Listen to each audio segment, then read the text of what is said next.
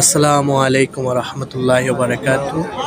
প্রিয় মুসলিম উম্মাহ, আমরা এখন মসজিদে নববীর ভিতরে আছি।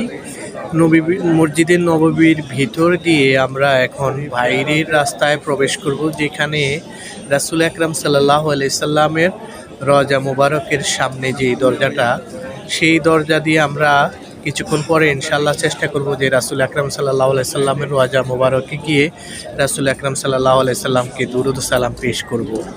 তো আমার সাথে আরও অনেক হাজীগণ আছেন। আর মসজিদে নববীর ভিতরের অংশটি মাশাআল্লাহ এত সুন্দর, এত শোভনীয়, যা দেখার মতো। যারা রাসূল সাল্লাল্লাহু আলাইহি সাল্লামকে ভালোবাসেন, অবশ্যই সবাইকে এই ভিডিওটি দেখার জন্য আপনারা শেয়ার করে দিবেন এবং আমার প্রাণের নবী, আমাদের প্রিয় নবী, আমাদের মায়ার নবীর শহরটা সবাইকে দেখার জন্য সুযোগ করে দিয়ে আপনিও সওয়াবের অংশীদার হয়ে যান। ভালো থাকুন, সুস্থ থাকুন।